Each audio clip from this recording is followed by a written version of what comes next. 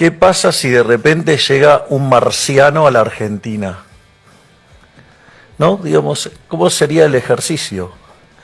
Y el marciano quiere saber cómo está la Argentina. Bueno, puede, en primer lugar, ver la política desde los hechos, ¿no? O sea, lo concreto, los datos duros. Entonces, para ver qué medidas se está tomando y los resultados, ¿qué hace? Mira el boletín oficial y mira básicamente los números. Cuando hace eso dice, bueno, pero esta reconstrucción de este país es maravillosa, este país está en el camino que en 30 años va a ser una de las principales potencias mundiales.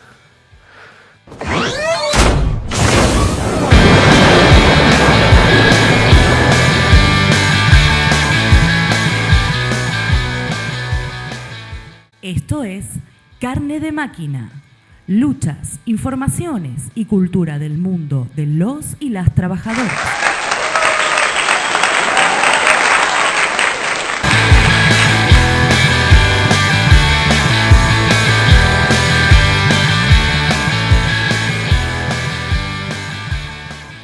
Bienvenidos y bienvenidas, esto es Carne de Máquina, un programa hecho por trabajadores para trabajadores y trabajadoras, por supuesto. Sale al aire los domingos por streaming en Radio Semilla de 11 a 13, con una repetición los días miércoles a partir de las 22 y una retransmisión en Radio Nauta los días martes a las 14 horas. Este programa tiene una participación federal, tenemos compañeros en Jujuy, en Salta, en La Rioja, en Neuquén, en Chubut, Rosario, en Esquel, en Comodoro Rivadavia, en Gran Buenos Aires, en Ciudad de Buenos Aires y también en Valencia, España. En el programa de hoy vamos a abordar dos temas principalmente, ¿no? Uno tiene que ver con el deterioro de la imagen del actual gobierno, especialmente de la figura del presidente Javier Milei, y también vamos a tratar el tema de la ley de extranjerización que se va a tratar, teóricamente se va a tratar el día jueves 6, y todo lo que significa, todos los temas que tienen que ver con el tratamiento de esta ley, como la falta de acceso a la vivienda, los despojos de los territorios ancestrales, el extractivismo, la soberanía, ¿no? Vamos a hablar de todo eso, el negocio inmobiliario que viene detrás del tratamiento de esta ley. Así que hoy están conmigo Ana Tapia y Omar Rombolá. Muy bienvenidos. ¿Qué tal, Marcela, Ana? Bueno, estamos justamente tomando temas que recurrentemente venimos manejando en el programa. El tema de la caída de la imagen del gobierno. Nosotros la planteamos cuando muchos lo veían como triunfante, ¿no? En las elecciones de medio término. Nosotros planteábamos que lo que había crecido en gran medida era el descrédito de la política, el descrédito de los políticos, en la abstención, y sobre todo que el gobierno había perdido 5 millones de votos. Eso nos parecía importante remarcarlo, sin que hayan sido capitalizados por una oposición política, sino por el descrédito, la bronca, el odio de la gente a la corrupción. La corrupción que se empieza a aflorar como la pus en este gobierno, que llevó como bandera el tema de la anticorrupción, el tema de la ficha limpia, el tema de la moral como política de Estado, y empieza a saltar por todos lados, ¿no? Casos de corrupción como en el PAMI, Adorni, bueno, el Andis, la DAPSE, bueno, es innumerable, o sea que es probable que sea uno de los gobiernos más corruptos de la historia, y acompañado de eso tenemos la cuestión de que la clase trabajadora y el pueblo pobre están en una situación de crisis en relación a un endeudamiento, el endeudamiento obrero, producto de la desocupación, producto de la baja salarial, producto del aumento de los precios. Los trabajadores están con una espada de Damocles en la cabeza, que son las deudas que deben asumir para llegar a fin de mes, para pagar el alquiler, para comprar la comida.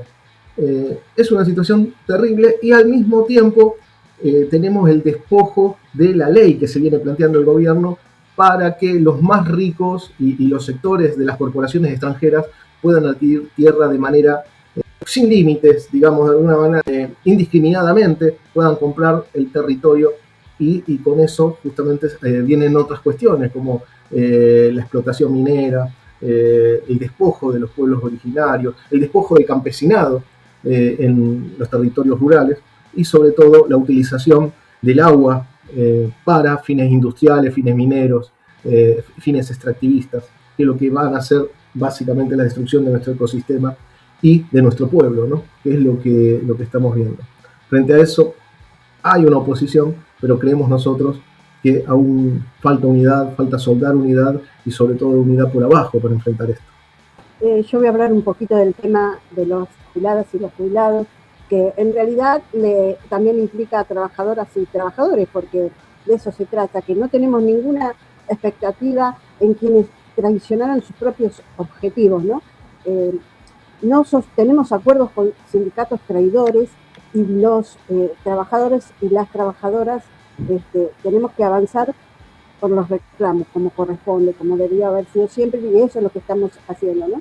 Los derechos laborales que este gobierno ha convertido en realidad a toda la población en la más absoluta indigencia, y es lo que no tenemos que aceptar, y por eso es nuestra lucha, luchando por los derechos al salario y a las jubilaciones para todas y todos los trabajadores y no trabajadores, porque en realidad somos todos trabajadores y trabajadores precarizados o trabajadores en relación de dependencia, ¿no?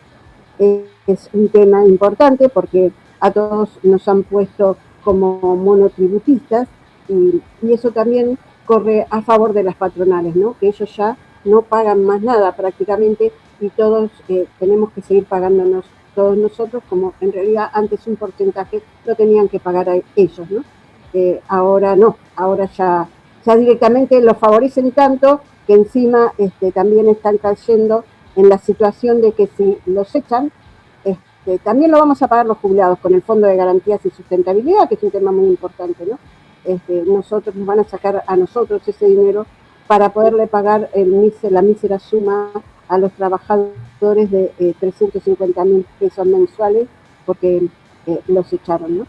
Eso va a ser todavía más indigente a las jubiladas y a los jubilados. Necesitamos siempre estar unidos y fortalecidos. En las calles es en el único lugar donde nosotros podemos acudir a seguir la lucha, ¿no?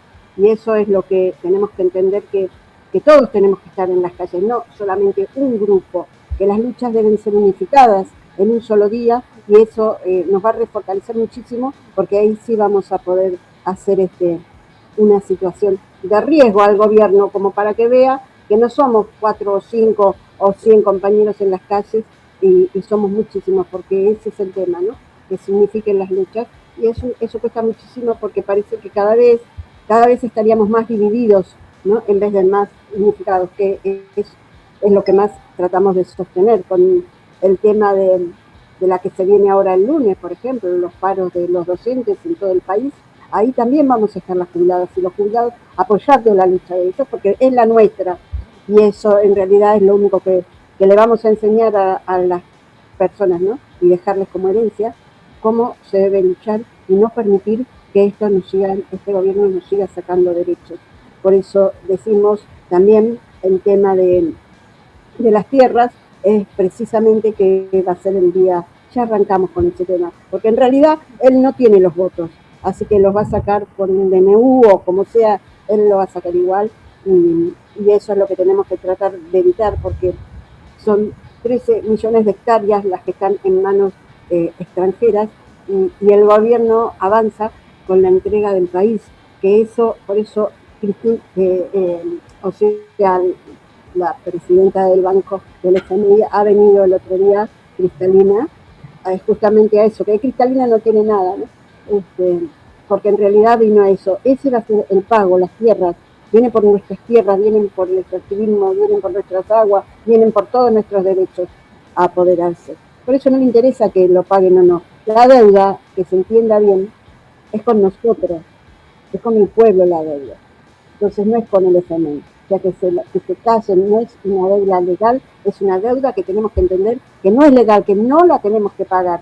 Y eso no nos lo están diciendo ningún partido político está diciendo que no tenemos que pagarla. Al contrario, están diciendo que de a poquito tienen que entender que nosotros vamos a poderla pagar. No la podemos pagar.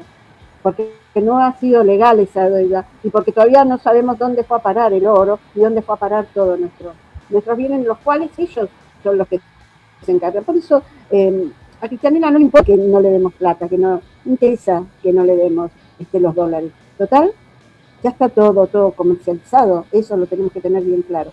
Y bueno, seguiremos luchando en las calles, seguiremos luchando por las presas y los presos políticos y por todos los presos que están injustamente hoy por hoy encarcelados, que ese es otro tema muy importante de tratar. Creo que el Mundial fue un punto de inflexión, ¿no? Después de este despliegue de soberanía que tuvimos cada vez que alentábamos a la selección o cuando la selección mostró ante el mundo esta bandera pintada en una sábana de hotel, ¿no? Las Islas Malvinas son argentinas. Indudablemente significó una ruptura de mucha gente que todavía tenía alguna esperanza puesta en este gobierno. Por más que nosotros desde Carne de Máquina hace bastante tiempo que estamos en contacto permanente con la gente y palpamos ese descontento, ese malestar, ¿no? Que está traccionado sobre todo por el desempleo, por el endeudamiento, por la falta de acceso a cuestiones que habían sido históricamente derechos logrados por la clase trabajadora argentina. Entonces, ahora, además de nuestra percepción, también se han sumado indicadores, por ejemplo, el de la Universidad Torcuato Di Tella, que se llama Índice de Confianza en el Gobierno, específicamente, y dice que sufrió una contracción del 6,5% intermensual, acumulando un descenso superior al 21% en lo que va del año. También algunas consultoras, como Suban, que es de Córdoba, y Que Monitor, registran niveles de desaprobación general que oscilan entre el 59 y el 64%, ¿no? Y otra cuestión es que se les terminó la narrativa de la herencia recibida, que fue lo que los sostuvo durante los primeros meses. Ahora ya no tienen cómo justificar su mal desempeño, ¿no? La inoperancia que tienen y la corrupción que impera en este gobierno. Creo que la frutilla del postre tiene que ver con el tratamiento de esta ley. Es una ley que ha puesto en alerta a muchísimos sectores y que el debate de la famosa ley de inviolabilidad de la propiedad privada va a intentar tratar este jueves en la Cámara Alta y que tiene algunos ejes que son preocupantes para nosotros y que tienen que ver con la soberanía. Hasta el momento solamente podían estar en manos extranjeras el 15% de los territorios de nuestro país. Bien, con esta ley, como decía Omar, eso va a ser ilimitado, van a poder comprar los territorios que quieran. Y les cuento una anécdota sobre cómo cambian las políticas públicas, cómo puede afectar la defensa de la soberanía el tener un político a cargo que se interese por eso. Cuando yo estuve viviendo en Venezuela, quise comprar un apartamento en la isla de Margarita, que era donde yo vivía. Para ello tuve que formalizar una serie de requisitos y la última era una entrevista con el comandante de la SODI, que es la Zona de Defensa Insular. ¿Por qué? Porque no pueden estar los territorios que están en un punto estratégico, como la isla, ¿no? Que tiene llegada a todo el país, en manos de cualquiera, sin hacer algún tipo de investigación. Es lo que corresponde. Entonces, ¿qué tiene que ver esto con lo que está ocurriendo? Que nosotros no queremos vender irrestrictamente nuestros territorios a cualquiera que venga a realizar el saqueo de nuestros bienes comunes, ¿no? Del agua, que ya hay bastante entrega del agua, ya seguramente Ana va a ampliar al respecto con el tema de Mecorot, ¿no? La entrega de nuestros recursos acá en la zona del norte argentino, del litio. Ahora ya se materializó la ley de los glaciares, así que ya tienen acceso a toda esa agua potable que se había mantenido ahí a resguardo y vienen a hacer todo este sistema de primero aprobamos la ley y después vamos por más. Tienen la connivencia de todos los diputados y de todos los senadores. Acá en Salta le votan absolutamente todas las leyes. Acá en Salta, donde en la semana pasada se aprobó una ley provincial que concreta la entrega del territorio ancestral de la comunidad Lule a un equipo de rugby que se llama Tigres, en un despojo absoluto de los territorios, que además es una reserva hídrica que abastece a una gran parte de la ciudad de Salta. Y es lo que pretenden hacer y es lo que nosotros tenemos que unirnos, como bien dice Ana, para impedir que se concrete este despojo, ¿no? También hay una nota muy interesante al respecto que les recomiendo ver de nuestro compañero, nuestra nueva adquisición de La Rioja, Osvaldo, sobre el despojo, ¿no? Se las recomiendo porque va a ilustrar bastante cómo pretenden avanzar con esto. También ponerle un freno a la ley que venía protegiendo los terrenos y territorios quemados, la ley contra el fuego, no recuerdo muy bien cómo es el nombre, pero que impedía que esos territorios que eran quemados luego se pudieran vender para evitar el negocio inmobiliario. Eso también vienen a sacarlo. Y la otra cuestión muy preocupante de esta ley que se va a tratar en teoría el jueves es el tema de los desalojos express. Eso quiere decir que si hay una toma, si vos estás ocupando algún tipo de territorio que no está claro quién es el propietario, En 72 horas te pueden desalojar. No importa cuál es tu condición, no importa si tenés hijos. Si tenés hijos te van a dar 15 días, son un poquito considerados. Si no, 72 nada más. Pero bueno, vemos, van de la mano. Todo el avance de las leyes y de las normas que pretende imponer este gobierno, que atentan contra nuestros derechos, y con la caída, pero en picada absoluta, de la imagen de este gobierno. Bueno, vamos a ver qué pasa esta semana. Creo que es importante marcar que ya hay una ocupación de nuestro territorio en forma ilegal en varias localidades, como marcábamos, ¿no? El Lácar en Neuquén, o el General La Madrid en La Rioja, Molinos y San Carlos en Salta, que ya tienen un 50% de extranjerización del territorio. Hay otros lugares que superan el 15% también, pero esto lo que busca es convertirlo en legal, ¿no? Convertir este hecho, legalizarlo, naturalizarlo, y sabemos muy bien, como decían las compañeras, van por las tierras raras, van por el litio, van por el petróleo, van por todas las riquezas y todos los recursos del país, y van por el agua, ¿no? Porque, por ejemplo, en la producción minera se utilizan toneladas de agua que las inutilizan para agua dulce, que se inutiliza para el consumo porque la envenenan. Entonces, creo que eso es fundamental marcarlo, ¿no? La oposición a este gobierno, la bronca del pueblo, que en forma larvada se puede empezar a ver, empieza a tomar forma de lucha. Este lunes, todos los sectores docentes de todos los niveles salen a la pelea el 3 de agosto en una jornada nacional de lucha. En el sur, en la Patagonia, los metalúrgicos se levantan contra los despidos. Los trabajadores de ARBA informáticos pelean por un encuadramiento de compañeros que los mantienen contratados y que están pendiendo de un hilo sus puestos de trabajo. Tenemos los camioneros también peleando por los puestos de trabajo. Tenemos trabajadores en todo el país dando pelea, pero sin embargo falta la conciencia de entender que tenemos que terminar con este plan de entrega y hambre, y eso solo lo podemos hacer los trabajadores desde abajo. No podemos esperar ni de las conducciones políticas ni de las conducciones sindicales nada. Tenemos que organizarnos desde abajo. Sabemos muy bien que la CGT vino jugando a darle aire a este gobierno, y por más movilizaciones que organice para lavarse la cara, sabemos muy bien que no están dispuestos a enfrentarlo. Alguna presentación legal no alcanza. Los trabajadores sabemos que no alcanza.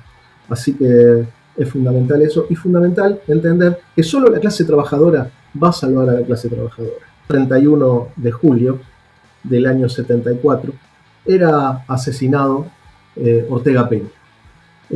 Acá en Capital, en la 9 de julio, era baleado por sostener esta premisa y por defender con su cuerpo esta premisa, que es: solo los trabajadores salvarán a los trabajadores. Un homenaje a ese gran luchador que no claudicó nunca, por eso corrió la suerte que corrió.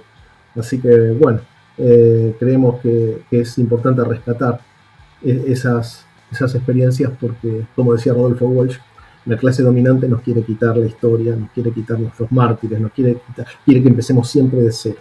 Nosotros tenemos una historia de lucha y un hilo que podemos retomar. Vienen por las tierras, vienen por el agua. También no me puedo olvidar del Paraná, el río Paraná. No me puedo olvidar de Vicentín.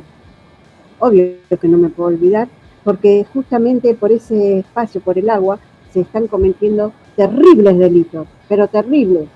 Por ejemplo, quema droga, ¿no?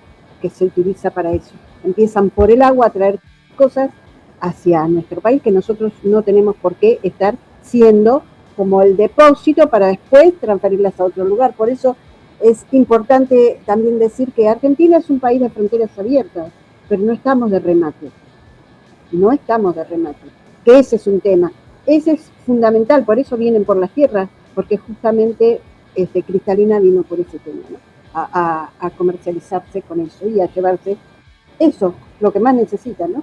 Así que, bueno, también me estoy acordando, como para improvisar un poco, el tema de Guernica, ¿no? O sea, fue terrible lo de Guernica cuando sacaron a las personas que no tenían dónde vivir y se fueron a agarrar esas tierras a los palazos y a los empujones. Y quien estuvo, me parece que estuvo Bernie por ahí, no me recuerdo bien, pero estoy casi segura, irónicamente hablando, ¿no? Así que sí, lógico que los argentinos también nos recordamos muchísimo de quién trajo a Mecorot acá, a la Argentina, que fue don Guado de Pedro, gran compañero Guado de Pedro, que nos trajo, fue a Israel a hacer la contratación, para que no nos quedemos sin agua, ¿viste?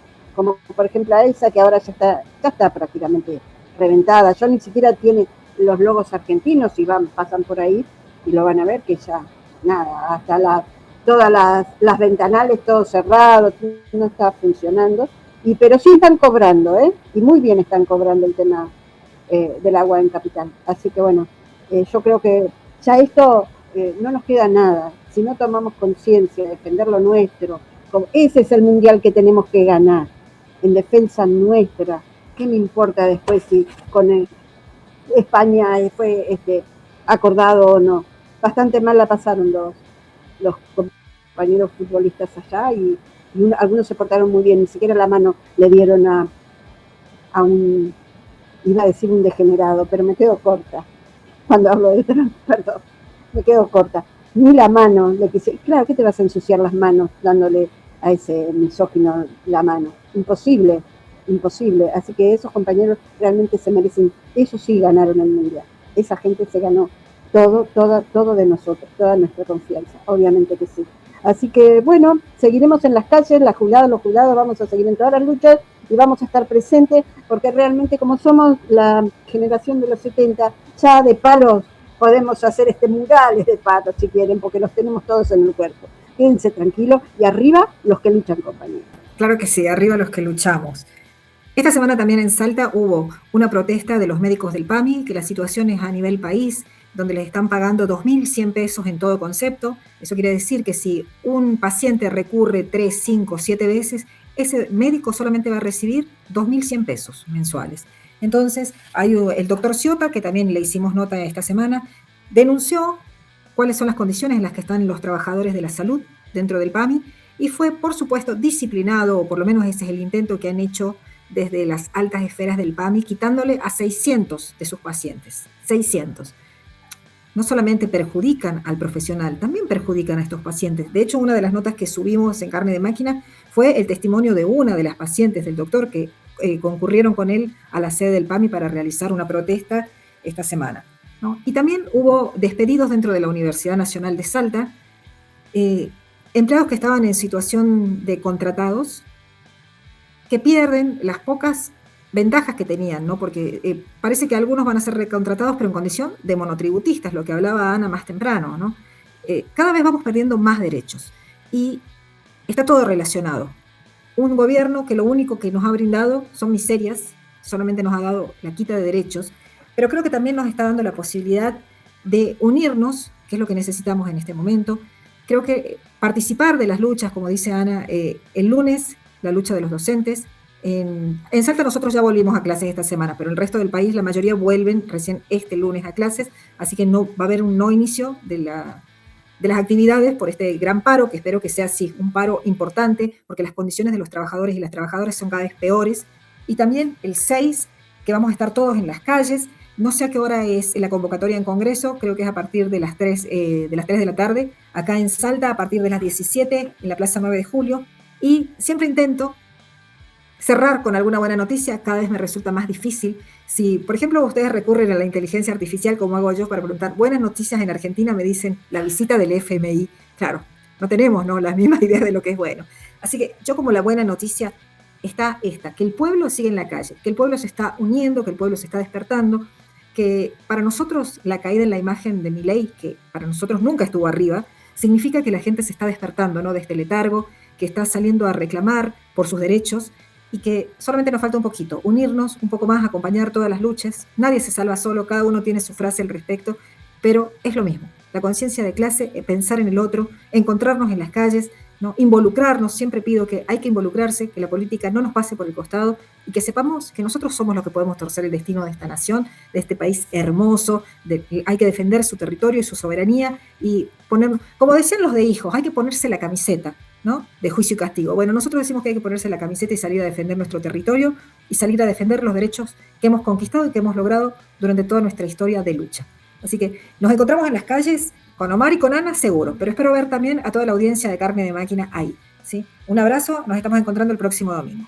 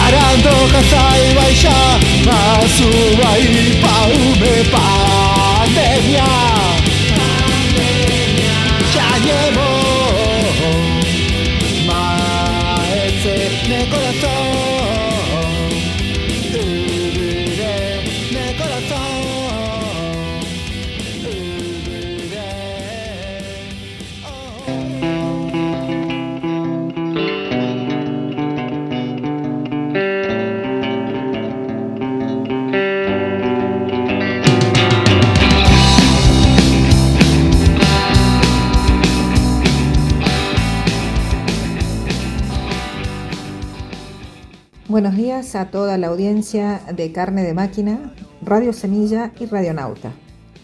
Soy Marcela Gutiérrez, esta es mi columna semanal y vamos a hablar sobre algo que nos atraviesa absolutamente a todos, la salud.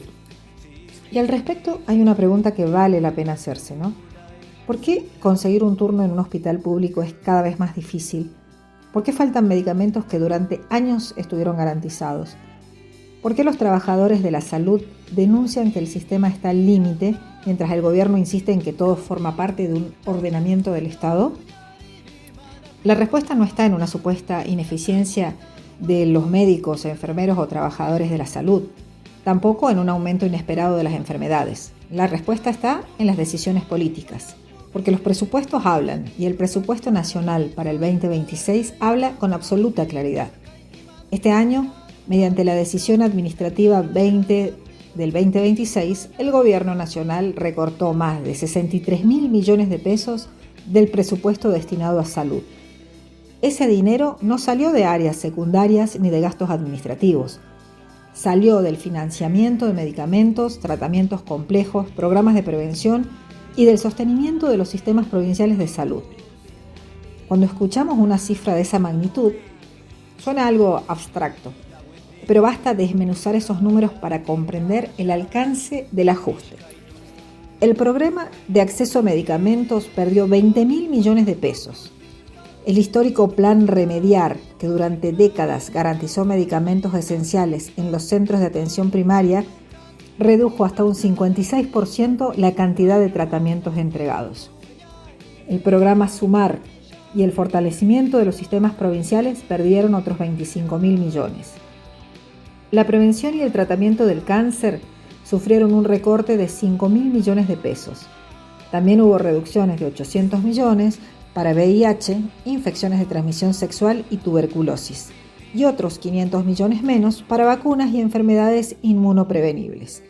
Incluso organismos estratégicos como el Instituto Malbrán y el INCUCAI vieron reducidos sus recursos. No son solo números. Cada uno de esos recortes significa menos medicamentos, menos prevención, menos capacidad de diagnóstico y más dificultades para acceder a tratamientos que en muchos casos son indispensables para seguir viviendo. Pero el ajuste no termina ahí.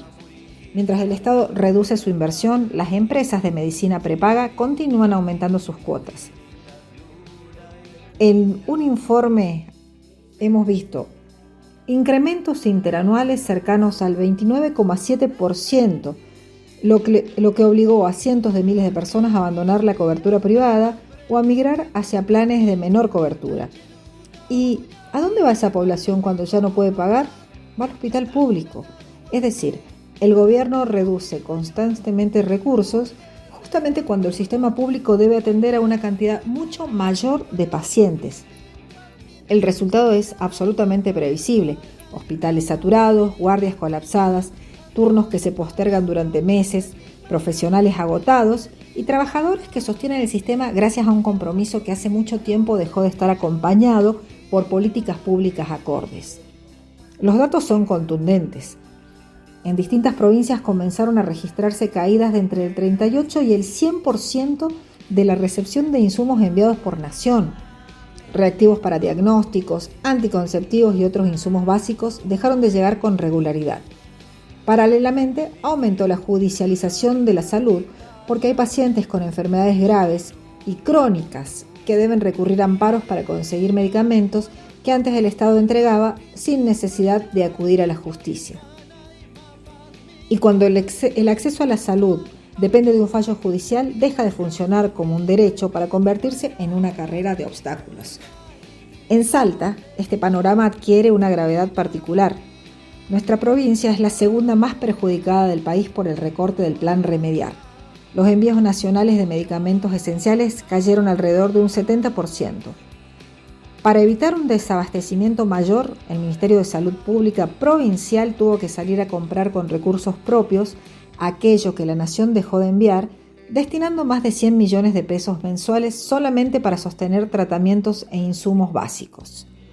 Es decir, mientras el Gobierno Nacional celebra el superávit fiscal, son las provincias las que deben absorber parte del costo del ajuste, y aún así no alcanza. Las propias autoridades sanitarias salteñas reconocen que los hospitales cuentan con un presupuesto para atender a 10 personas, pero terminan atendiendo a 17. La explicación es sencilla: miles de personas dejaron de recibir respuestas de las obras sociales o abandonaron las prepagas y encontraron en el hospital público, la única alternativa posible. Como si eso fuera poco, el sistema debe afrontar deudas millonarias con distintas obras sociales. Solamente Osprera mantiene una deuda estimada en 10.000 millones de pesos con el Hospital San Bernardo y cerca de 2.000 millones con el Hospital Arturo Oñatibia, una situación que incluso obligó a restringir turnos y cirugías para afiliados de prestadoras morosas. Pero lo peor es que detrás de cada número, de cada cifra, somos personas. Hay jubiladas que parten sus pastillas porque ya no pueden comprar la caja completa. Hay pacientes con cáncer esperando una medicación que nunca llega. Hay familias que recorren cientos de kilómetros para conseguir un especialista. Y hay trabajadores de la salud haciendo guardias interminables mientras intentan sostener un sistema que se deteriora delante de sus propios ojos. Pero esta investigación arrojó datos durísimos. Uno de ellos, de los que más me golpeó, fue que hay organizaciones médicas y colectivos de pacientes que denuncian que al menos 60 personas han fallecido luego de sufrir interrupciones o demoras en la entrega de medicamentos oncológicos y tratamientos. También aumentaron las internaciones por patologías crónicas mal controladas y se registró una fuerte caída en las coberturas de vacunación de algunos grupos de riesgo, favoreciendo el resurgimiento de enfermedades prevenibles y que incluso ya habían sido erradicadas. Estos datos deberían conmover a cualquier sociedad. Sin embargo, el gobierno responde hablando de auditorías, reorganización administrativa y equilibrio fiscal. Nadie discute la necesidad de administrar correctamente los recursos públicos. Lo que está en discusión es otra cosa. ¿Puede un Estado considerar un éxito económico un ajuste que reduce medicamentos, posterga tratamientos, debilita la prevención y causa muertes? Ese es el verdadero debate que tenemos que dar. No estamos únicamente frente a una política de reducción del gasto. Estamos frente a un cambio profundo en la concepción del Estado. La salud dejó de ser entendida como un derecho universal para transformarse progresivamente en un servicio condicionado por la capacidad económica de cada persona. Ese es el núcleo del proyecto político que hoy impulsa el oficialismo. No se trata solamente de ahorrar dinero. Se trata de redefinir qué derechos seguirá garantizando el Estado y cuáles quedarán librados al mercado. Y el mercado tiene una lógica muy distinta a la de los derechos. El mercado no atiende según la necesidad, atiende según la rentabilidad. Donde hay ganancias, invierte. Donde no las hay, simplemente se retira. Por eso, defender la salud pública no significa solamente defender una estructura burocrática. Significa defender uno de los principios más importantes que conquistó nuestra sociedad, que nadie debería quedarse sin atención médica por no tener dinero. Los trabajadores de la salud sostienen todos los días ese principio con un esfuerzo enorme. Lo hacen en los hospitales, en los centros de salud, en las guardias y en los puestos sanitarios. Pero ningún compromiso individual puede reemplazar lo que el Estado decide abandonar. Las cifras hablan por sí solas. El ajuste existe, tiene montos, programas, hospitales y consecuencias concretas. Y cuando un recorte presupuestario termina expresándose en medicamentos que faltan, en tratamientos interrumpidos, en hospitales saturados, deja de ser un dato económico para convertirse en un problema profundamente político y profundamente humano. Porque al final de cuentas, una sociedad no se mide por el tamaño de su superávit fiscal, se mide por la manera en que cuida la vida de quienes más necesitan del Estado. Soy Marcela Gutiérrez para Carne de Máquina.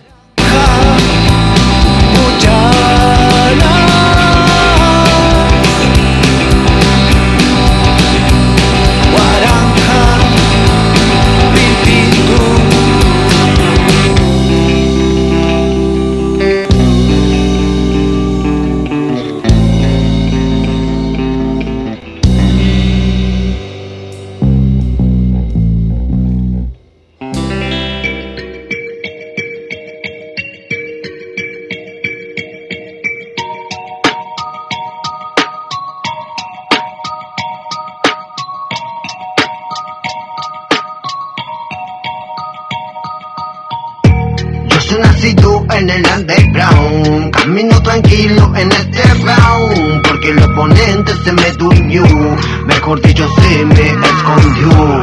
Yo soy nacido en el underground, camino tranquilo en este round, porque el oponente se me durmió, mejor dicho se me escondió. Las secuencias poniendo vivencias desde Comodoro. Venimos de barrio bajo, no me olvido lo que somos. Caminando por mi barrio con el arte lo decoro. En un mundo de corruptos tan estrellas sin coloro. En las noches suenan tiros, se escuchan los rafagazos. Cuantos guachos sin cabeza que se pierden en pipazos. La sociedad de hoy en día está perdida, ya no hay caso. Delincuentes con chapitas se llevan todo a su paso. Esto yo se lo relato desde Chubut, Argentina, donde mientras vas creciendo tu suerte se te termina. Donde te dan un fracaso por robarte una mochila, o donde por un celular son capas de quitar la vida. Políticos te afanan y se retoman el palo. Después los pibes del barrio de la historia son los malos. Y dejamos las esquinas para subir un escenario. Esto y cero caritaje, toda la realidad del barrio. Yo soy nacido en el underground, camino tranquilo en este round, porque el oponente se me durmió, mejor dicho se me escondió.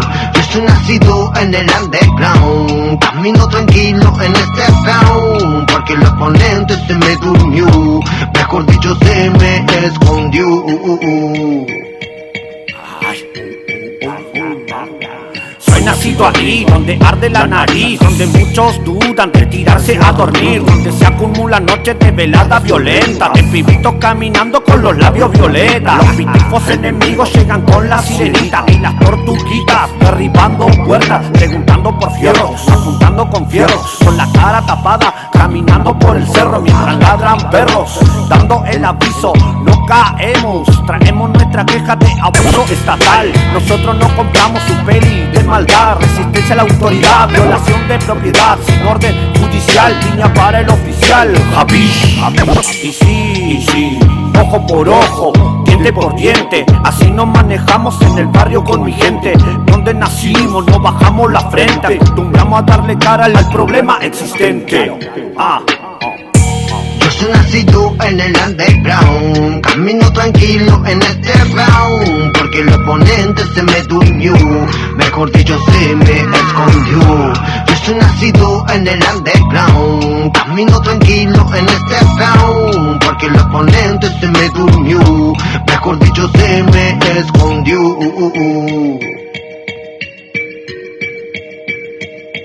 Desde el Surside, casi se está la casa.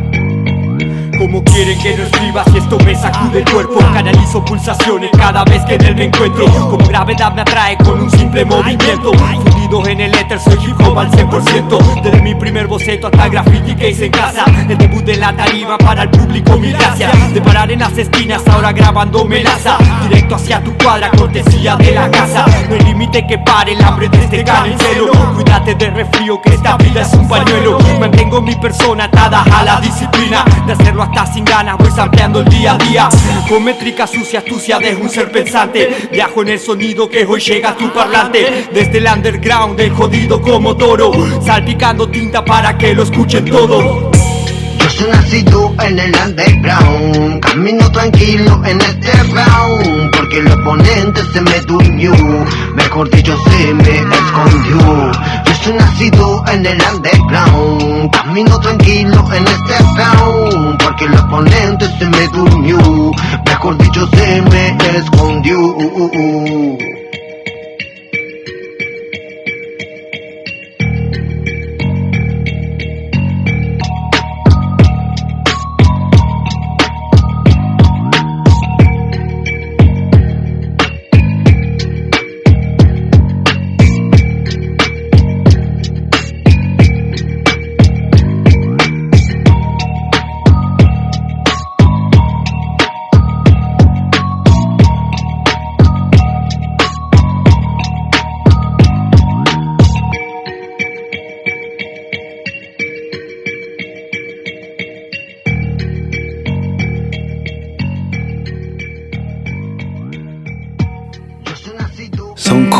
Sonko ibizuk zuti warmikan. Sonko ibi ishkaiwas kanku. Sonko untas kanchu. Sonko untas kanchu. Para Carne de Máquina, Radio Semilla, el chango desde La Rioja. Rioja popular profunda se prepara por su mártir, por su luchador, por su referente social, por su hombre político que confrontaba al poder. Desde el púlpito, desde la homilía, pero también desde el llano, al lado de esa gente que hoy lo reivindica a 50 años de su asesinato por la dictadura genocida. El lugar de homenaje, la ermita del Pastor, construida en el lugar del asesinato de Angelelli, como todos los años, en la fecha próxima al 4 de agosto. Pero no solo el pueblo se prepara, el oportunismo político no tiene límite para un peronismo en crisis y el gobernador de La Rioja, Ricardo Quintela, ha convocado para el mismo día y en el mismo lugar, con la excusa de inaugurar un parque temático, a toda la cúpula del peronismo que divididos le disputan poder a la derecha del peronismo. Un tincunaco del peronismo le llaman por aquí. Tincunaco significa encuentro, que es la principal festividad religiosa del pueblo en la última semana de diciembre y hace alusión a un acuerdo con los españoles con la intervención de la Iglesia a través de San Francisco Solano allá por 1593, cuando los diaguitas llevaban 2 años de resistencia y se alzaron contra el cuartel de los españoles. Los jesuitas le dieron forma de fiesta sincrética 100 años después y desde entonces todos los años para fines de diciembre es una festividad popular. Traído de los pelos esta referencia por un peronismo que tuvo como líderes a los Menem, que fueron una de las familias que persiguieron a Angelelli y generaron condiciones con la misma Iglesia para que la dictadura genocida actuara y lo eliminara. Para demostrar aún más cómo las contradicciones se continúan en el tiempo, en el mismo acto, se recibirán los restos de 3 compañeros desaparecidos riojanos recientemente identificados en La Perla, que eran militantes revolucionarios del PRT.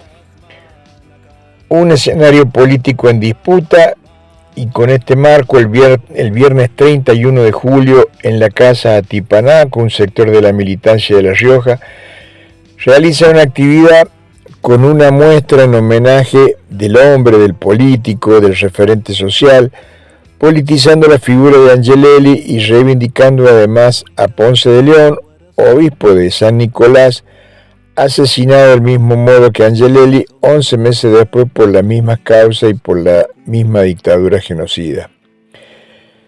El sábado primero en la actividad central, institucional, de gobierno y sectores religiosos en la ermita del Pastor, en Los Llanos, donde estarán los referentes del peronismo cristinista. Y el domingo 2, los familiares de los compañeros desaparecidos hacen su acto de homenaje a los 3 compañeros riojanos en el Club de La Rioja, donde se convocará a la militancia, a los amigos de la causa de la memoria y la lucha. Un panorama de una Rioja que este fin de semana mostrará al desnudo lo que no tenemos y lo que nos falta, donde la esperanza viene de la mano de un pasado que dice presente en los compañeros que tuvieron un proyecto de sociedad hoy más necesario que nunca.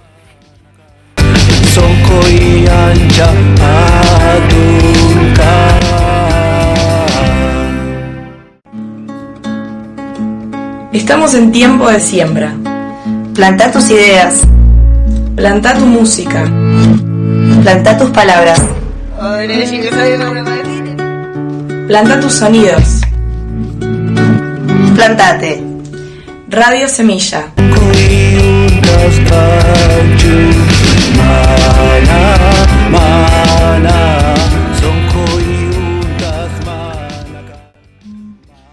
Hola, ¿cómo están? Soy Cristina Agüero desde Esquel, Patagonia, Argentina, en una nueva columna para Carne de Máquina con temas específicamente relacionados a lo ambiental. Bueno, seguimos en pie de lucha para difundir el rechazo unánime que tienen los pueblos de toda la Argentina hacia la ley de inviolabilidad, como la llama el gobierno nacional, de la propiedad privada, ¿no? Pero es básicamente la extranjerización de la propiedad, entre otras cosas. Bueno, ya vimos que es como todas las leyes que propone este gobierno, ¿no?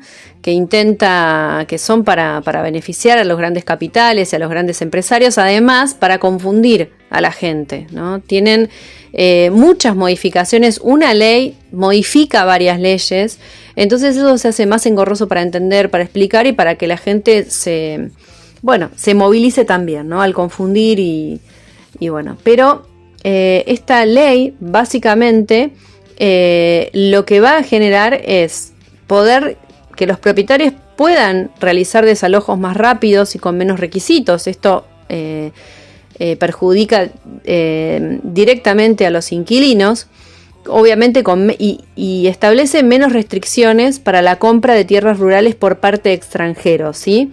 Sean pocos o muchas hectáreas, no hay límite. Es decir, que se van a generar enclaves extranjeros dentro de nuestro territorio, ¿no? Se va a fragmentar el territorio y justamente por esta ley de inviolabilidad de la propiedad privada, también el propietario va a tener soberanía absoluta sobre ese territorio, ¿no? Cosa que es muy loco porque están justamente vulnerando la soberanía argentina, pero fortaleciendo la soberanía dentro de nuestro país de empresarios y de capitales extranjeros. Bueno, también modifica esta ley esa restricción que había, leyes ambientales y territoriales en cuanto que reduce las protecciones tras los incendios, especialmente hace una salvedad bosque nativo. Pero bueno, este gobierno avanza sobre nuestros bienes comunes, es decir que y ya sabemos que quiere avanzar sobre la ley de bosques. Es decir, que si hoy aprueban esto, ¿no? el 6 de agosto, se aprueba esto, mañana modifican la ley de bosque nativo, quedan también incluidos en esta reglamentación las tierras que se quemen de bosque nativo y puedan cambiar su uso. Bueno, realmente es una... ya es como... A mí realmente me sorprende, llega un punto que me sorprende que tengamos que estar aclarando, ¿no? Y que tengamos que andar explicando las personas, digamos, ciudadanos comunes, a los legisladores que se suponen que están preparados, que se han postulado para defender la soberanía, para legislar por el pueblo y demás cuestiones, que le tengamos que andar explicando cosas tan simples y de sentido común, que es cómo es que habilitar la venta a capitales extranjeros atenta contra nuestra soberanía. O sea, no tendríamos que estar explicando los riesgos que trae esta ley de inviolabilidad de la propiedad privada. Realmente no tendríamos que estar explicando esto, ¿no? Bueno, pero evidentemente sí, tenemos que ser muchos en las calles, tenemos que movilizarnos en cada una de las localidades. Nosotros acá en Esquel, hoy justamente el día viernes presentamos un proyecto de declaración en el Consejo Deliberante de Esquel para que se rechace este proyecto. Bueno, en Junín de los Andes, el Consejo Deliberante de Junín de los Andes ya aprobó por unanimidad el rechazo a este proyecto. Y bueno, esperamos que durante la semana se sumen muchos consejos deliberantes más, porque realmente esto no tiene ningún sentido. Es fraccionar el territorio, fraccionar la soberanía argentina, ¿no? Y a partir de ahí poder... estos capitales extranjeros pueden decidir hacer y deshacer en el territorio lo que quieran, ¿no? Desde poner mega infraestructura para inteligencia artificial, que se consume el agua, que bueno, ya voy a hablar sobre eso, hasta, no sé, cotos de caza que hacen introducción de fauna exótica, bueno, en fin, muchos riesgos, ¿no? Más allá de la pérdida de soberanía, y que sabemos que en este país, cuando capitales extranjeros con mucho poder habitan en los territorios, todas las instituciones se quedan vulnerables a ese poder, ¿no? Por la corrupción, por las dádivas y bueno.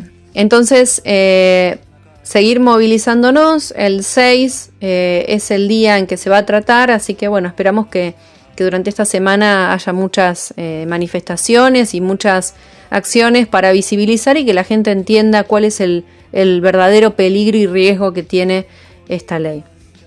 Además hay una cuestión que la gente evidentemente negacionista, ¿no? Que no quiere admitir en el trágico momento que nos ha metido la gente que ha votado por este gobierno, que la narrativa es, bueno, yo me tengo que levantar igual a trabajar, ¿no? Aprueben esta ley o aprueben otra. No. Uno se tiene que levantar a trabajar igual, pero las condiciones en las cuales no solo trabaja, sino se tiene que levantar, son distintas, son significativamente distintas, ¿no? Porque uno se levanta hoy con la panza más vacía, se levanta hoy sabiendo que la obra social está cortada, se levanta hoy sabiendo que por más de que trabaje el doble de tiempo que trabajaba antes, no va a llegar a fin de mes, se levanta sabiendo que va a estar 1 o 2 horas esperando el colectivo, el subte, las condiciones y la calidad de vida se han deteriorado de una manera muy significativa, ni hablar de las deudas, ni hablar de, bueno, y no estamos hablando de darnos gustos, estamos hablando de cuestiones básicas para la vida, básicas para la vida cotidiana, ¿no? Entonces, no es lo mismo, no es que nos levantamos a trabajar de la misma manera. Bueno, y ni hablar si esta ley de inviolabilidad de la propiedad privada se aprueba, definitivamente no nos vamos a poder levantar de la misma manera a trabajar, porque no nos vamos a poder acostar directamente, ¿no? Vamos a tener que salir a trabajar de una manera, yo diría que estamos en las puertas de la esclavitud democrática, ¿no? Sería algo así. Bueno, voy a pasar a los temas, a otros temas ambientales, pero bueno, es muy importante lo que está en juego con esta ley y quería resaltarlo. En relación a la infraestructura, a los centros de datos para la inteligencia artificial, bueno, ya hay muchas localidades en las cuales hay en Estados Unidos que está habiendo problemas y están denunciando la falta de agua en las viviendas, ¿no? En las viviendas cercanas, de comunidades cercanas a la instalación de estas infraestructuras. Pero, bueno, básicamente nosotros lo venimos diciendo, es el consumo masivo de energía, ¿no? Pensemos en servidores que operan las 24 horas, los 365 días del año y requieren una cantidad pero inimaginable de electricidad, tanto para procesar la información como para alimentar los sistemas, ¿no? De ventilación. Bueno, el estrés y el consumo hídrico, ¿no? Tienen que evitar el sobrecalentamiento de los equipos, y los centros estos de datos necesitan millones y millones de litros de agua para los sistemas de refrigeración. Bueno, esto estamos hablando de que estamos en una crisis climática. La mayoría de las provincias en la Argentina y localidades en el mundo estamos vivenciando un estrés hídrico, o sea, nos falta el agua. Y estos centros de datos van a consumir el agua.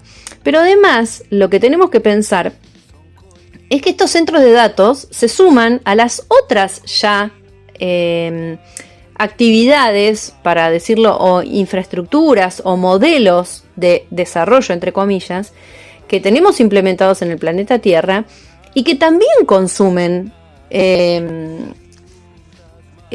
gran cantidad de agua y de energía, ¿no? Entonces se me ocurre, por ejemplo, para mencionar, las mineras. Entonces nosotros tenemos ya las mineras que consumen energía, que consumen también a gran escala litros y litros de agua y que generan contaminación, y le estamos sumando hablamos también las mineras, el petróleo, el fracking, ¿no? La ganadería extensiva e intensiva. Bueno, todo eso es lo que estamos y lo tenemos que ver, integralmente, ¿sí? No es que se meten estos centros de datos y está todo bien. No, además de la cuestión de insumos que requieren, es la contaminación que dejan, el impacto que se suma a los otros impactos que ya tenemos, ¿no? En las localidades y en las regiones. Bueno,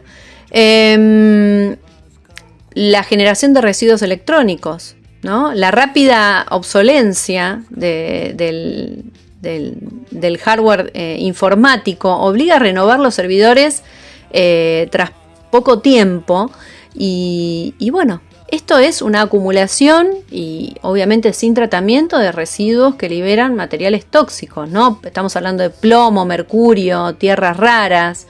También la contaminación acústica, el funcionamiento constante de estos ventiladores industriales, estamos hablando de megaestructura, ¿no? Para los sistemas de refrigeración y de aire acondicionado, generan un zumbido que es persistente, de alta intensidad, no solo que va a afectar a las comunidades cercanas y vecinas, sino que también a la fauna local. Y bueno, y por supuesto, a ver, siempre que tratan de implementar estas nuevas actividades, estas nuevas... no me gusta, no le encuentro todavía la palabra porque no son industrias, ¿no? Porque no generan nada más que devastación y contaminación. También es esto, ¿no? No generan, lo que dicen siempre es el trabajo, ¿no? Estos centros de datos no necesitan personal prácticamente para funcionar, ¿sí? Salvo en el momento en el que se los construye, pero ni siquiera eso, porque ya vimos que para el mega emprendimiento minero Vicuña se trajeron ya la infraestructura construida de China, o sea, ya estamos a un nivel de importar la infraestructura que era lo único que posiblemente iba a dar algo de trabajo. Bueno, ahora estamos en un momento tan crítico a nivel global que ni siquiera podemos pensar en eso. Y el impacto territorial, las emisiones, ¿no?, que generan estos centros de datos también es muy significativo. Bueno, por estas horas escuchamos al gobernador de Chubut acá diciendo y anunciando un centro de datos cercano a la localidad de Trelew. Veremos en qué queda eso, veremos en estos días el desarrollo porque es muy reciente, lo acaba de anunciar. Y estamos hablando de una localidad que tiene escasez de agua, que los barrios se quedan sin agua, que hay cortes programados todos los veranos de agua. Bueno, ni hablar de Comodoro, ni hablar de... Bueno, esto es lo que pasa y lo que significa la instalación de estos centros de datos, estaciones de inteligencia artificial, que bueno, que ya empiezan a tener acciones concretas en todo el mundo en rechazo. Hay que estar atentos, hay que difundir, porque acá nos vienen a traer lo que otros países ya probaron y que no funcionan, y nos lo vienen a traer acá. Somos el patio trasero de Europa, de Estados Unidos. Entonces tenemos que estar muy, muy atentos con esto, porque también vienen de la mano de estos cambios en la legislación que está proponiendo el gobierno de ultraderecha de Javier Milei. Bueno, la última noticia que les voy a comentar ahora, porque bueno, se me hizo extensa un poco la columna y voy a retomar otros temas la semana que viene, pero me había quedado pendiente comentarles acerca de esta carta de la UNESCO al gobierno nacional que pidió suspender las obras del oleoducto que iría de Vaca Muerta al Golfo San Matías. Este oleoducto se llama Oleoducto Vaca Muerta Oil Sur, ya lo hemos denunciado, ya se ha llegado justamente a la UNESCO a partir de las asambleas territoriales, de la articulación entre las asambleas de toda la costa. Hay una multisectorial que se ha conformado. Bueno, y es un reclamo que viene de hace muchos años, a partir de que se cambia la legislación y se desprotege el Golfo San Matías.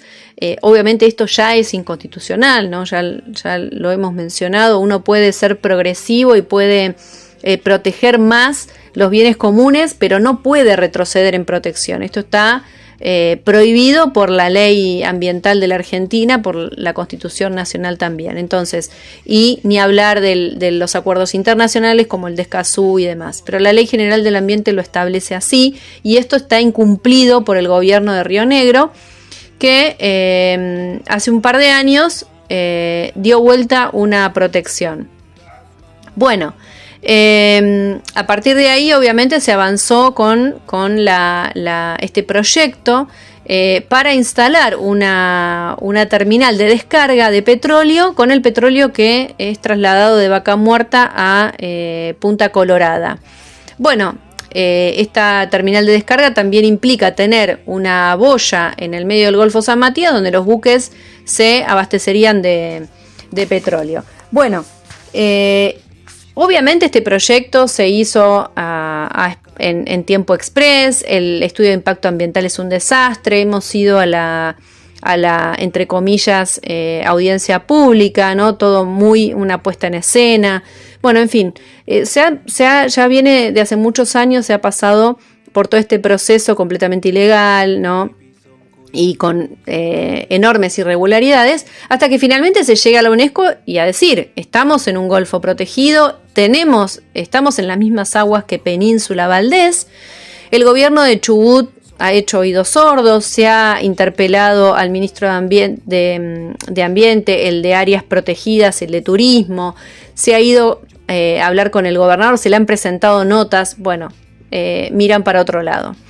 Entonces la UNESCO finalmente, estábamos muy, muy contentos porque la UNESCO había pedido suspender las obras hasta tanto se hicieran los estudios ambientales que correspondían y se cumpliera con la ley básicamente, ¿no?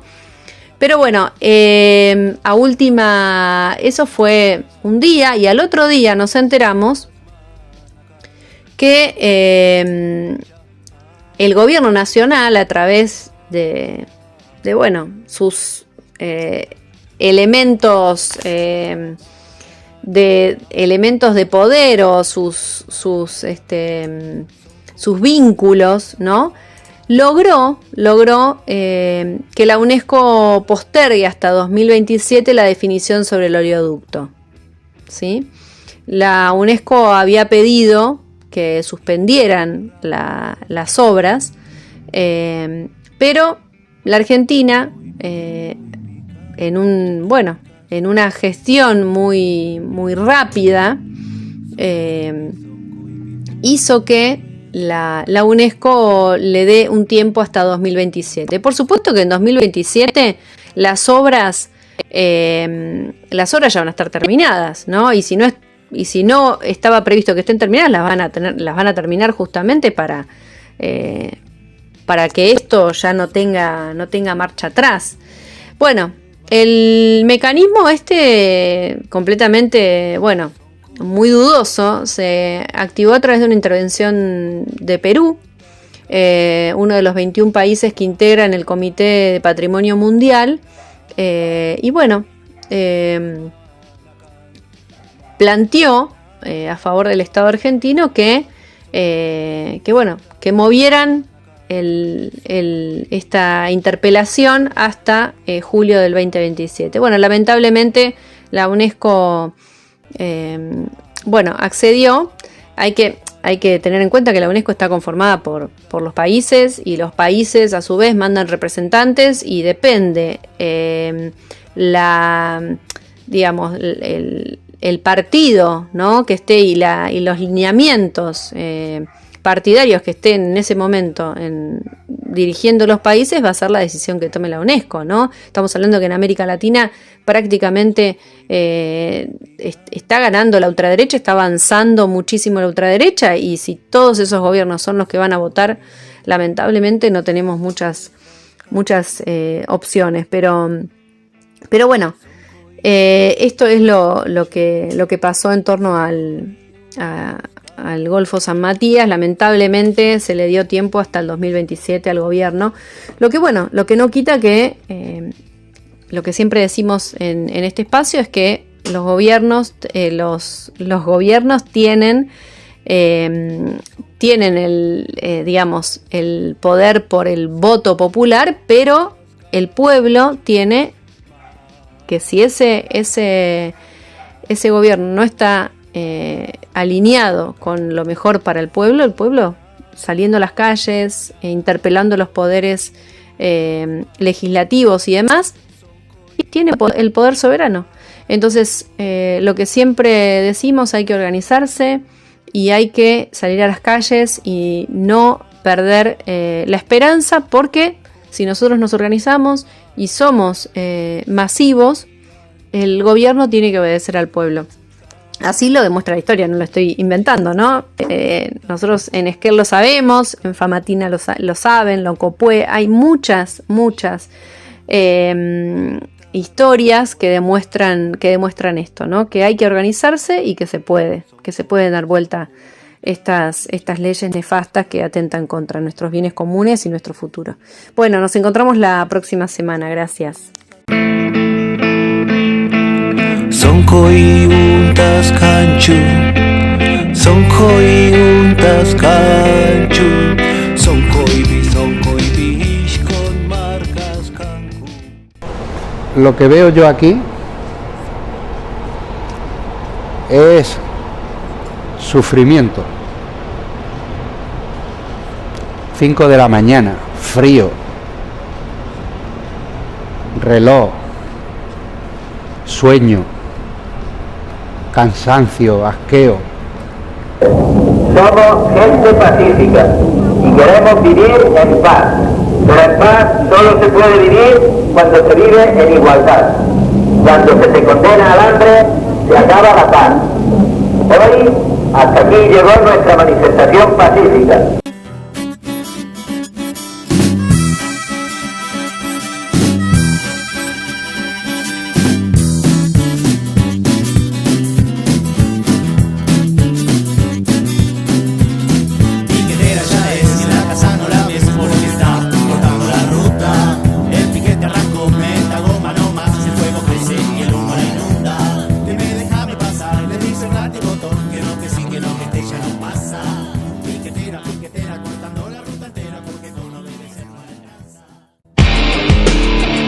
Estamos en la web radionauta.com.ar.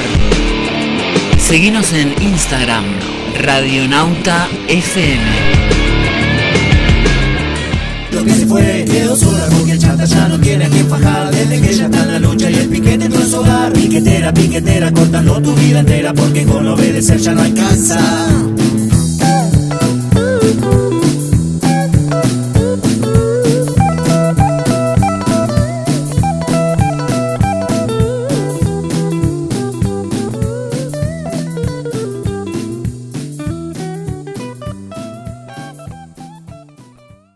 Y como todos los domingos tenemos la columna de opinión de nuestro compañero Raúl Nudel. Hola compañeros, en este 2 de agosto y en este 1 de agosto,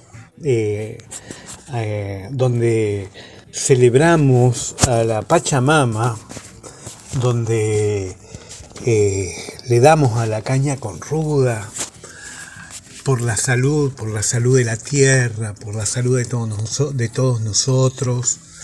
Entendemos que este abrazo a la Pacha, este abrazo a la tierra, hoy tiene un significado profundamente humano, profundamente de lucha, porque no hay Pachamama, no hay tierra sin una defensa a muerte, digamos, a vida o muerte, porque allí está nuestra vida, allí está nuestra muerte.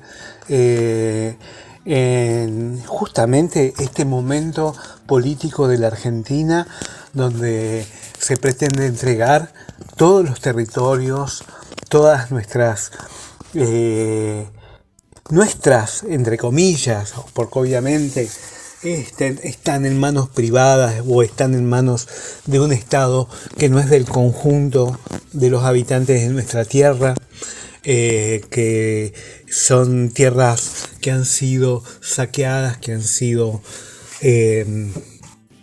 expropiadas a los pueblos originarios y que detentan sus beneficios oligarcas, ricachones,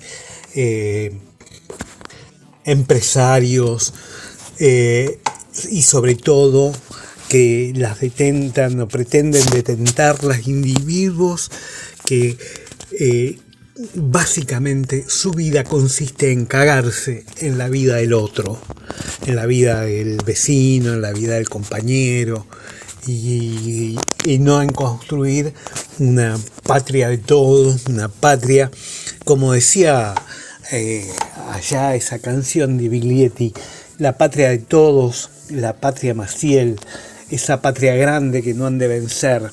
Hoy más que nunca, aquella España, Inglaterra, también Portugal, y ahora es a los yanquis que les toca actuar. Ahora también, hoy pensamos que justamente el imperialismo yanqui le toca actuar y quiere actuar en toda la profundidad, quiere actuar a través de sus títeres locales, el cara de bebé Sturzenegger, el loquito del peluquín, que pretenden blindar saqueo con leyes que no tengo duda que las vamos a dar vuelta, y que este presente oscuro que nos quieren presentar como si fuera el futuro, ellos no son el futuro. Por algo, Kristalina Georgieva plantea que, como dice en una nota de La Política Online, la titular del Fondo Monetario Internacional reveló en las reuniones que mantuvo en Buenos Aires que está preocupada porque ve que el ajuste del gobierno de Milei no tiene consenso social ni político para continuar más allá de 2027. ¡Hipócrita! ¡Qué hipócrita! Sí, sus préstamos son llevados adelante por sus personeros. Y bueno, hemos empezado esta columna con algo de entusiasmo, porque pensamos en la Pacha y pensamos que la Pacha es eterna, que a través de la Pacha somos eternos, pero que es defendiéndola, es defendiendo nuestro territorio, es defendiendo nuestras luchas, es defendiendo a nuestros pueblos y a nuestras localidades, a nuestros vecinos, a nuestras asambleas, a nuestros lugares de lucha, a nuestros sindicatos, y a nuestra gente que vamos en un camino de liberación nacional y social, en un momento muy oscuro, donde muchos de los que hemos vivido las luchas de los 70 teníamos una perspectiva de transformación cercana. Y bueno, ahora estamos en la búsqueda de cómo nos organizamos, de cómo nos juntamos. Así es que, por ejemplo, volviendo a esta imagen, a este momento donde el imperialismo mira global y tiene una política global y tiene una política de guerra en todo el planeta, donde el Departamento de Estado el 20 de julio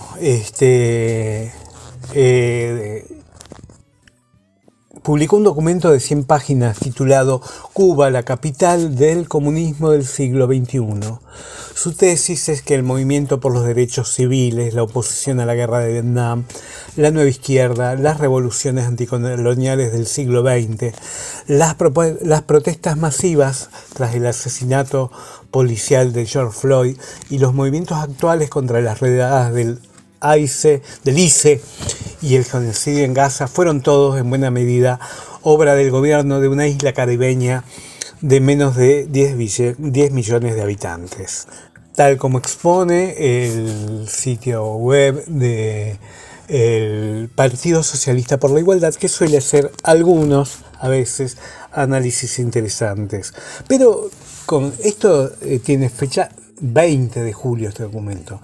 Con fecha 16 de julio comentábamos la semana pasada el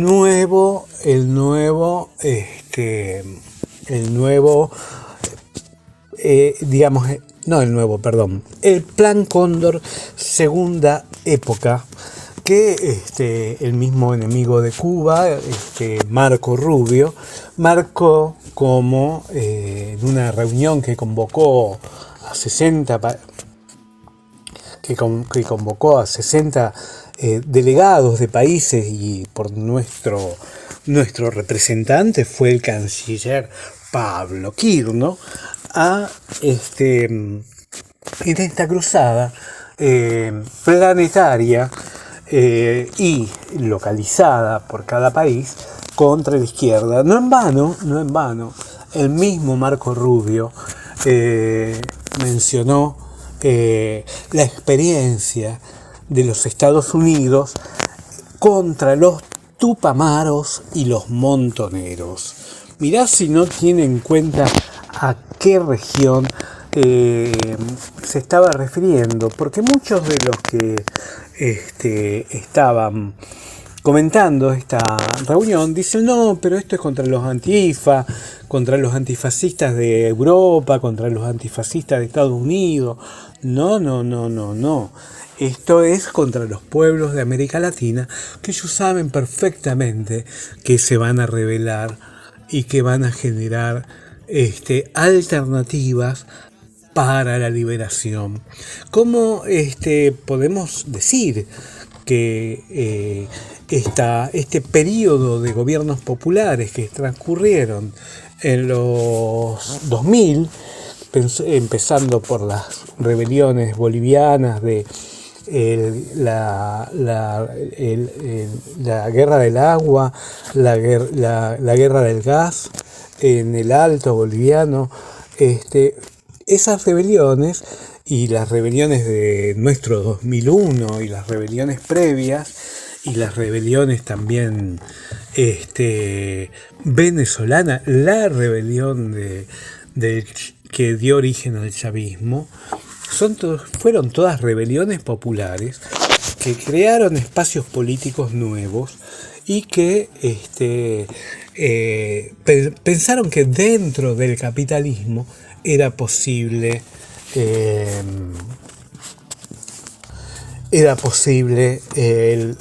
la liberación y no sin la expropiación del capital. En una confrontación a nivel latinoamericano no va a haber posibilidad de confrontar con el imperialismo. Pero fíjense cómo acá en el país el gobierno intentó armar una campaña, digamos, pretendidamente anti-argentina, con remembranza en los términos de la dictadura, y sacó un decreto reglamentario de la ley de migraciones que habilita el rechazo a la expulsión de extranjeros que hubieran dirigido mensajes de odio. Quieren, digamos, de esa manera ocupar el espacio de la defensa nacional, pero digamos quedó demostrado por los que investigan las redes y que ha sido toda una paparruchada y quedan en manos de las peleas por arriba de los intentos mediáticos. Pero no, la realidad es que materialmente acá en Argentina nuestra perspectiva hoy, este sábado, perdón porque se está grabando el sábado esta columna, es el banderazo, son las luchas, son los grupos de WhatsApp y se coordinan para este jueves 6 de agosto muchas actividades en Córdoba, en Santa Fe, en Misiones, Tierra del Fuego, Santiago del Estero, Jujuy, Catamarca, Paraná, La Rioja, Formosa, Chaco, La Pampa, en fin, publicaciones en Facebook con las líneas de contacto con los senadores para llamarlos, mensajes sueltos en encuestas.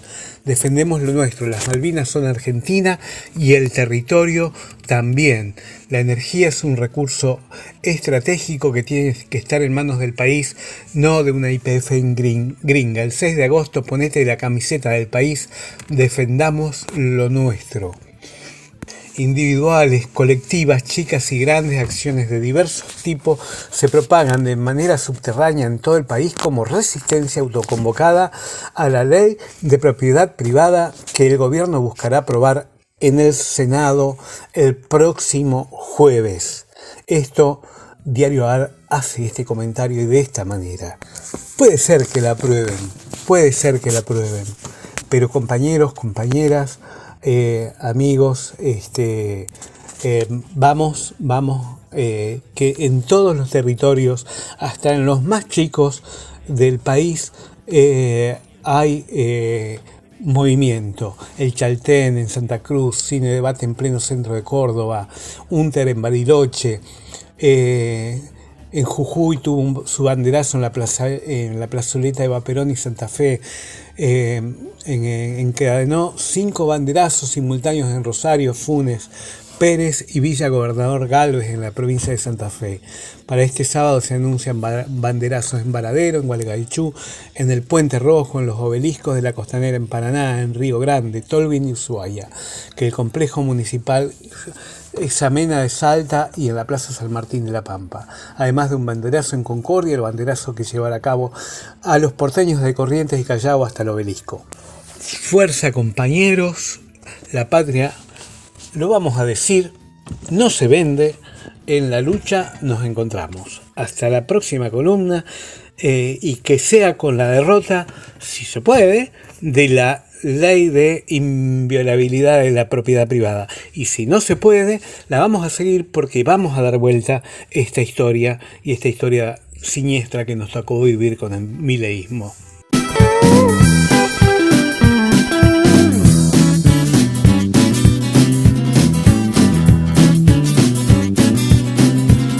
Piquetera ya es, la casa no la ves porque está cortando la ruta. El piqueta cometa goma no más, el fuego crece y el humo la inunda. Que me deja pasar, me dice el ratito que no te sigue, no que te ya no pasa. Piquetera cortando la ruta entera porque no debe ser no le alcanza.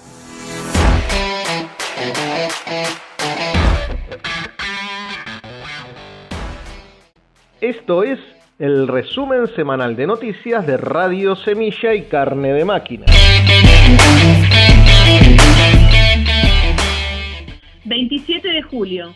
Organizaciones sindicales, sociales y políticas se movilizaron al Ministerio de Economía para rechazar la visita de representantes del Fondo Monetario Internacional, FMI, y denunciar lo que consideran una nueva injerencia del organismo sobre la política económica argentina. FEDSICARA declara estado de alerta y movilización en todo el país. La situación de los y las trabajadoras de la carne está cada vez peor. En cada matadero, desde los corrales, las cámaras, el comentario es que los sueldos no alcanzan para nada. Cada vez hay más compañeros que después de las jornadas matadoras en el frigorífico tienen que hacer otro laburo para poder parar la olla en sus casas. Comodoro Rivadavia. A pesar de la lluvia y el frío, trabajadores municipales de la APJ se manifiestan en el Consejo Deliberante en reclamo de aumento salarial. Formosa, docentes autoconvocados van al paro y marchan a la Casa de Gobierno. Cargill paraliza su planta en Arribeños, 30 transportistas sin trabajo y una comunidad golpeada. La paralización de la planta de acopio de Cargill en la localidad bonaerense de Arribeños, General Arenales, profundiza una crisis que ya lleva varios meses y que hoy deja a 30 transportistas sin actividad, además de afectar talleres, estaciones de servicio, comercios y pequeños proveedores que dependen del movimiento generado por la empresa. La Asociación de Maestras y Maestros de la Provincia de Buenos Aires confirmó una huelga para el 3 y 4 de agosto y convocó además a una asamblea extraordinaria provincial el miércoles 5 para definir la continuidad del plan de lucha. Río Negro. Las y los docentes nucleados en la Unión de Trabajadores de la Educación de Río Negro, UTER, sindicato de base de CETERA, realizaron un paro de 48 horas. La medida fue resuelta luego de denunciar el agotamiento de las instancias de diálogo con el gobierno provincial y la falta de respuestas a los reclamos del sector. Docentes autoconvocados de ADEP realizaron un paro de 72 horas en Jujuy. Delegados y asambleas zonales de ADEP llevaron adelante una medida de fuerza de 72 horas en rechazo al incremento salarial de 4% propuesto por el gobierno provincial. También en la provincia de Jujuy, docentes del CEDEMS fueron a un paro activo de 72 horas contra el ajuste y los tarifazos. Neuquén, Aten Capital, realizó un paro de 24 horas con movilización. La seccional Aten Capital llevó adelante un paro de 24 horas con no inicio de actividades, acompañado por una movilización. Comodoro Rivadavia, trabajadores de UTA de Transporte Patagonia Argentina se movilizaron y protestan en la municipalidad de Comodoro Rivadavia en resguardo de 75 puestos laborales. Docentes autoconvocados de Puerto Madryn no reiniciaron el ciclo lectivo. Las y los docentes autoconvocados de Puerto Madryn realizaron un paro este lunes en el marco del conflicto educativo que atraviesa Chubut. La medida sumó al paro de 24 horas convocado por ATE, que alcanza a personal docente y auxiliar de educación. 28 de julio, Misiones. El FETEL realizó paro y movilización docente. El Frente de Trabajadores de la Educación en Lucha, FETEL, realizó un paro total sin asistencia a los lugares de trabajo y una movilización provincial en el marco del conflicto salarial y laboral que atraviesa la docencia misionera. La concentración será a las 8 de la mañana en la Plaza 9 de Julio de Posadas. Alerta internacional, persecución en Bolivia. El aparato estatal activa la cacería de líderes populares. El expresidente de la Cámara de Diputados, Freddy Mamani Laura, fue aprehendido saliendo de su fuente laboral bajo falsas acusaciones. Salta. Al doctor Alejandro Ciota, médico de cabecera del PAMI, le quitaron 600 pacientes sin previo aviso como un castigo aleccionador por denunciar el vaciamiento del organismo. Una movilización lo acompañó. Neuquén, repudio a la visita del FMI a Vaca Muerta. Organizaciones sindicales, políticas, sociales y militantes se concentraron en el aeropuerto de Neuquén para repudiar la presencia de la directora gerente del Fondo Monetario Internacional, Kristalina Georgieva, quien participó de actividades vinculadas al desarrollo de Vaca Muerta. 29 de julio se realizó una jornada solidaria con movilización al Ministerio de Trabajo en Río Gallegos por el despido de alrededor de 30 trabajadores y trabajadoras del Carrefour Market. Según denunciaron los empleados, se encontraron con las persianas bajas y los telegramas de despido al llegar a cumplir su jornada laboral. Semaforazo de jubilados y jubiladas en Callao y Corrientes, Ciudad de Buenos Aires, Argentina. Entre Ríos, la Unión del Personal Civil de la Nación, UPCN, realizó un paro activo en toda la provincia, en el marco del conflicto salarial con el gobierno provincial. Acción en la Embajada Británica, Ciudad de Buenos Aires. Fuera ingleses de Malvinas, fuera yanquis de América Latina. 30 de julio, la Asamblea Coordinadora de Lucha Salta en una jornada clave de resistencia. Nos plantamos con fuerza en defensa de los bienes comunes, del pueblo Lule y contra el proyecto Ley de Inviolabilidad de la Propiedad Privada, que es la entrega del territorio a las corporaciones extranjeras. Entre Ríos, fuerte movilización contra la reforma previsional de Frigerio.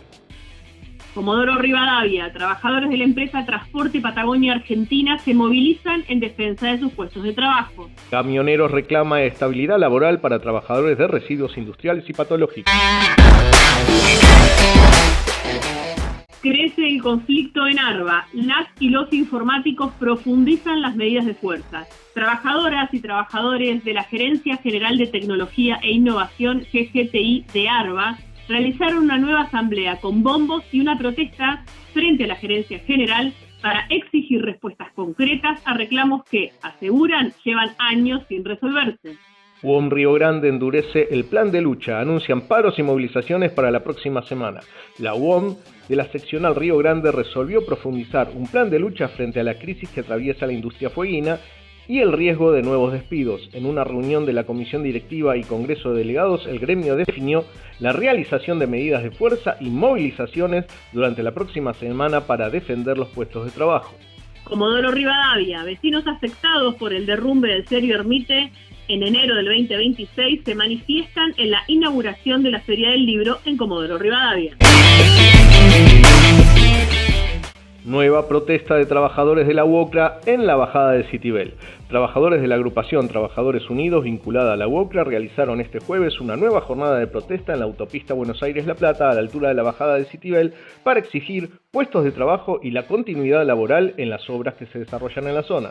El Consejo Superior de la Universidad Nacional de Salta aprobó la resolución número 232 del 2026 que establece el cese indefectible de decenas de trabajadores no permanentes el 31 de julio.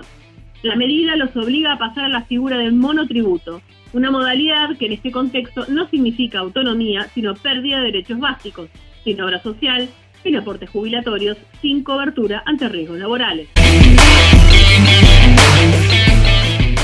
31 de julio, Río Gallegos, trabajadores despedidos de Carrefour se manifiestan durante la audiencia de conciliación con acompañamiento de diversos gremios. 1 de agosto, Salta, trabajadores azucareros de Seaboard anuncian paro por reclamo salarial. Los trabajadores del ingenio Seaboard en la provincia de Salta resolvieron iniciar un paro de actividades, luego de que fracasaran las negociaciones paritarias con la empresa. Paro nacional docente de todos los niveles. El 3 de agosto reclaman fin de ajuste y cumplimiento de la ley. Y este fue el resumen semanal de noticias de Radio Semilla y Carne de Máquina.